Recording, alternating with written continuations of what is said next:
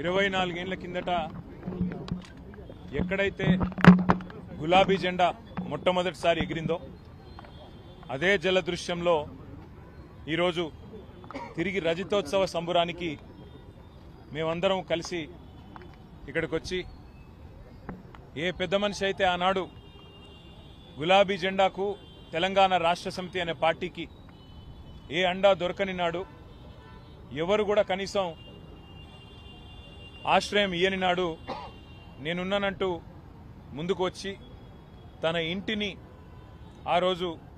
మా పార్టీ ఆఫీస్కు ఇచ్చి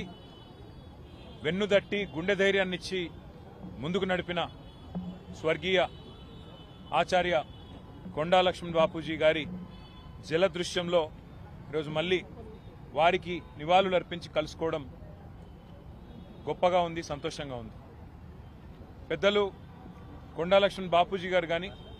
స్వర్గీయ ఆచార్య కొత్తపల్లి జయశంకర్ గారు కానీ ఈ ఉద్యమానికి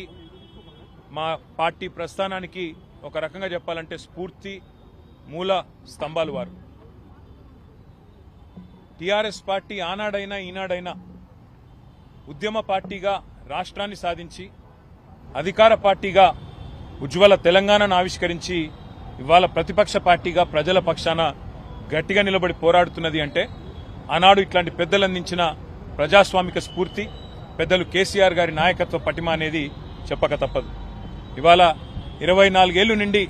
25వ సంవత్సరంలో అడుగుపెడుతున్న సందర్భంగా స్వర్గీయ కొండా లక్ష్మణ్ బాపూజీ గారికి, స్వర్గీయ కొత్తపల్లి జయశంకర్ గారికి, వేలాదిగా తెలంగాణ రాష్ట్ర సాధన కోసం ప్రాణాలర్పించిన తెలంగాణ అమరవీరులందరికీ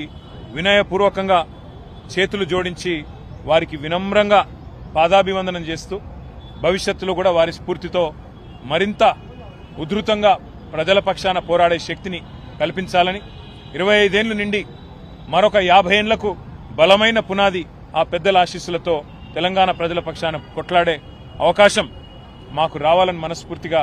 కోరుకుంటూ